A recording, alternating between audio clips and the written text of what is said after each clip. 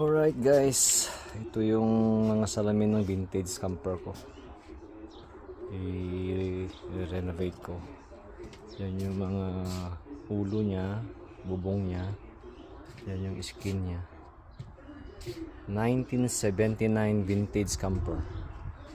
Yan, natapos ko na tong flooring niya.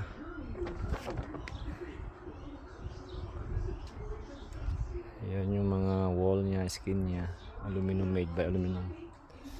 Alright, ito yung mga pintuan niya. Ang gulong bahay.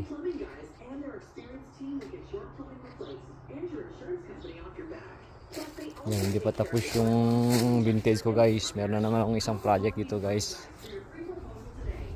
2005 na Rockwood. Pop-up camper naman to. Ito yung problema guys,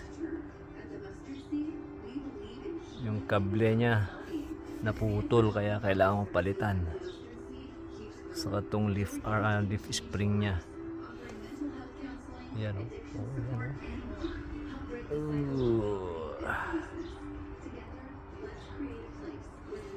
Tingnan natin kung maayos natin to. Sariwa pa kasi maganda pa siya guys.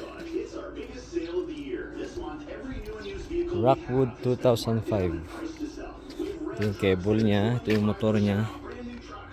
Tatanggalin natin. Palitan natin yung kable.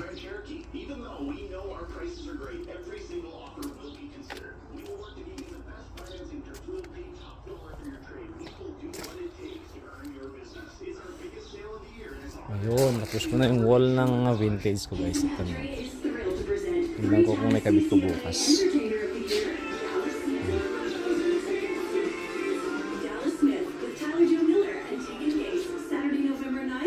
Tapos na yung dalawang wall niya.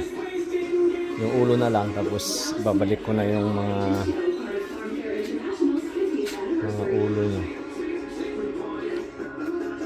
Ito naman pop up to guys, pop up. Mas magaan nga lang. Alright, see you next time till the next one.